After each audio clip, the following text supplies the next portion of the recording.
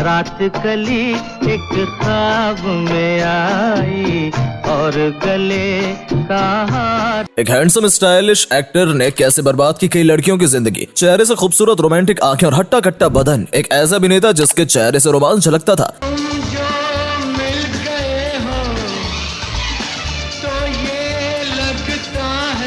लोकप्रियता इस कदर के 70 के दशक में सबसे ज्यादा फीस लेने वाले कलाकारों की श्रेणी में आते थे। ये माना मेरी जान, मोहब्बत सजा है, मजा इसमें एक ऐसा अभिनेता जो पुणे के एक्टिंग इंस्टीट्यूट से गोल्ड मेडल हासिल कर चुका था और एक समय फ्लॉप अभिनेता अमिताभ बच्चन के साथ स्क्रीन शेयर करने से इनकार कर चुका था। वर्मा जी का खून किसने किया, कैसे हुआ, ये राज की बात नहीं है। फिर भी मैं तुम्हें एक मौका देता हूँ, अपना गुनाह कबूल कर लो। लेकिन एक समय ऐसा आया जब इन्हें इसे अमिताभ बच्चन से मदद मांगनी पड़ी और उनके साथ एक छोटा सा रोल भी करना पड़ा। बोलता हूँ भाग जा, नहीं बाबा नहीं, सीधा जेल जाएगा कोई बात नहीं, बड़ी मार खाएगा कोई बात। इतना ही नहीं, इस अभिनेता ने जिस प्रेमिका के लिए अपनी पत्नी को छोड़ दिया था, वही प्रेमिका किसी और के लिए इन्हें छोड़कर चली गई थी। हम दोनों मिलके कागज पे दिल को चिट्ठी लिखेंगे। इस अभिनेता को खून के इल्जाम में लंबी जेल भी काटनी पड़ी थी। आज तेरी ये जुर्रत कि तू मुझसे बदसलूकी करे और जब मैं तुझसे बात करने आऊं तो मुझे कहे इजाजत है, तेरी औकात क्या? हम बात कर रहे हैं 70 के दशक के मशहूर अभिनेता नवीन निश्चल के बारे में। गोरा रंग, ऊंचा कद और तीखे नैन नक्श वाले इस अभिनेता को देखकर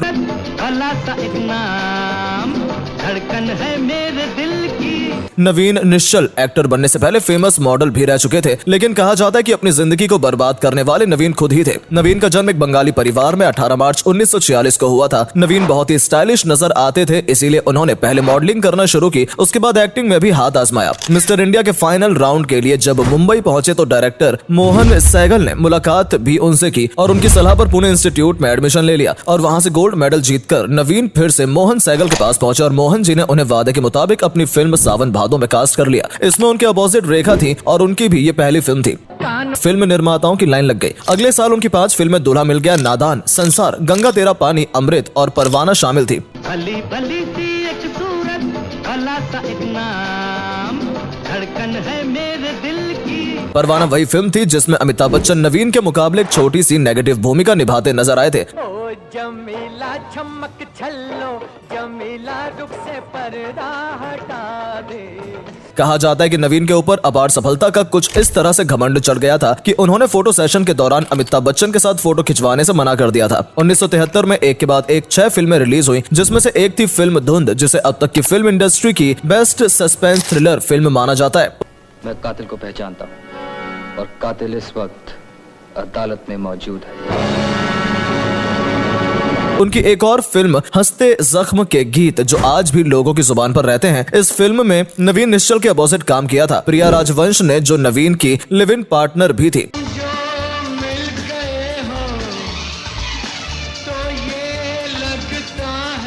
फिल्म हंसते जख्म का एक किस्सा भी बहुत मशहूर है। नवीन निश्चल ने रात भर पार्टी की और ऐसे ही हालत में सुबह शूट करने के लिए पहुंच गए। जब फिल्म के निर्देशक देवानंद के भाई चेतन आनंद ने उनकी आंखें देखी तो समझ गए कि नवीन ने रात भर पार्टी की है। चेहरे की हालत ऐसी थी कि चेतन आनंद ने नवीन की आंखों पर खास लेंस लगाकर शूटिंग करने की कोशिश की, लेकिन कोई फायदा नहीं हुआ और शूटिंग रोकनी पड़ी। इस वजह से फिल्म का नुकसान हुआ और ये बात इंडस्ट्री में फैल गई कि नवीन काम के प्रति लापरवाह हो गए। मगर इससे पहले हमें एक और ड्रामा करना होगा जिसे ये साबित कर सके कि कत्ल के वक्त आप यहाँ नहीं कहीं और थी।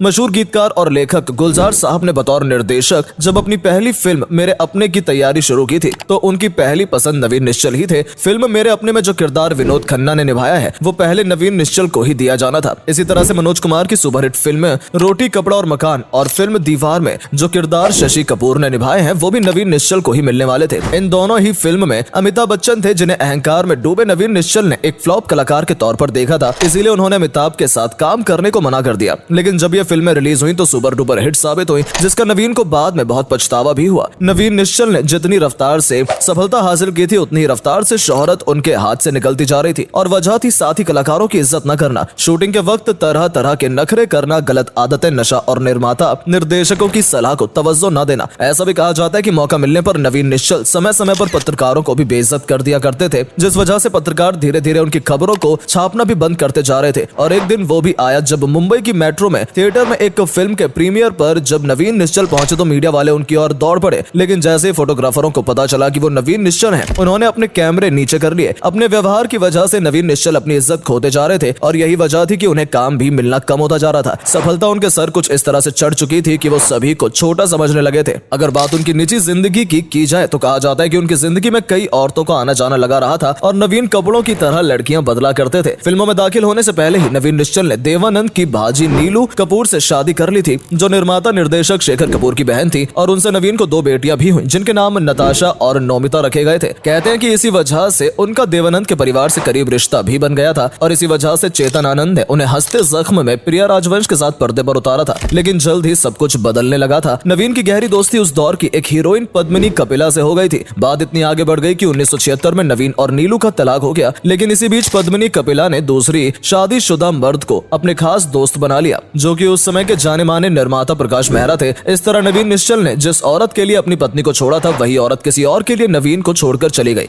शाबाश, मेरा तुझसे छुटकारा। अब मैं एक शरीफ, खानदानी, खूबसूरत, वफादार लड़की से शादी करने वाला हूं। ऐसा भी कहा जाता है कि इस दौरान नवीन की जिंदगी में एक और औरत भी आई थी जो उनके साथ लिव इन में रहा करती थी। ये औरत शादीशुदा थी और दिल्ली की रहने वाली थी और मुंबई में नवीन के साथ रहने लगी थी, लेकिन कुछ दिनों बाद नवीन की उससे भी अनबन शुरू हो गई और वो औरत अपने पति के पास वापस लौट गई। आखिर तू चाहती क्या है डॉली? तुझे अपनी शराफत, अपनी आबरू, अपने खानदान की इज्जत, किसी बात का कोई ख्याल नहीं रह गया? इसके बाद नवीन की जिंदगी में एक और तलाकशुदा औरत आई जिसका नाम गीतांजलि था। कुछ ही दिनों बाद इन दोनों ने शादी भी कर ली। कहा जाता है कि 80 के दशक से ही नवीन अपने भाई प्रवीण निश्चल के साथ मुंबई में खार में रहा करते थे, जहां पर उनकी दूसरी पत्नी गीतांजलि भी रहने लगी थी। लेकिन साल 2006 में नवीन के भाई प्रवीण ने उन्हें उनकी पत्नी समेत घर से बाहर निकाल दिया। दोनों भाइयों में जबरदस्त झगड़ा हुआ था, जिसकी वजह से उनके भाई ने उन्हें घर से निकाल दिया। इसके बाद कुछ ऐसा हुआ जिससे सभी को काफी ज्यादा सदमा पहुंचा। इस घटना के 3 महीने बाद ही नवीन की पत्नी गीतांजलि ने इस दुनिया को अलविदा कह दिया। गीतांजलि मरने से पहले एक खत छोड़कर गई थी, जिसमें उन्होंने अपने पति नवीन और उनके भाई प्रवीण पर बहुत ही संगीन इल्जाम लगाए थे। उन्होंने लिखा था कि नवीन उनके साथ बहुत ही बुरा बर्ताव करते हैं और शराब पीने के बाद तो जानवर बन जाते हैं। पुलिस ने नवीन और उनके भाई प्रवीण को गिरफ्तार कर लिया और अदालत में लंबे समय तक मुकदमा चला और नवीन को काफी साल जेल में भी गुजारने पड़े, लेकिन बाद में बेल पर नवीन बाहर भी आ गए। लेकिन बाहर आने के बाद भी नवीन के पास अब कुछ नहीं बचा था। भाई से रिश्ते खराब हो चुके थे और पत्नी इस दुनिया से जा चुकी थी और अपना स्टारडम तो पहले ही खो चुके थे। कुछ समय यूं ही उनकी जिंदगी चलती रही और काम पाने के लिए वो इधर उधर भटकते रहे।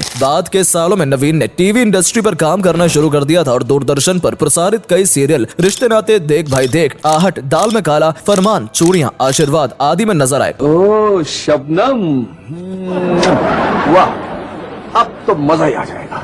19 मार्च 2011 को नवीन अपने कुछ दोस्तों के साथ होली सेलिब्रेट करने जा रहे थे। इसमें अभिनेता रणधीर कपूर और निर्माता गुरदीप सिंह भी थे, जिनके साथ नवीन मुंबई से पुणे जा रहे थे। रास्ते में उन्होंने गुरदीप को गाड़ी का एसी कम करने के लिए कहा। गुरदीप के गाड़ी का एसी कम करने के कुछ देर बाद ही नवीन को दिल का दौरा पड़ गया और मौके पर ही उनकी मौत हो गई। फिल्म जगत में नवीन निश्चल को उनके शानदार अभिनय और विवादों से भरी छवि के लिए लंबे अरसे तक याद रखा जाएगा। नवीन की जिंदगी में जितनी सफलता थी उतनी ही कंट्रोवर्सी भी थी। जब भी उन्हें याद किया जाएगा हमें ये नसीहत भी मिलेगी कि हमें अपनी जिंदगी को किस तरह से जीना चाहिए और कौन सी गलतियां नहीं करनी चाहिए, क्योंकि समय का पहिया बहुत बलवान होता है और कर्मा किसी को नहीं छोड़ता।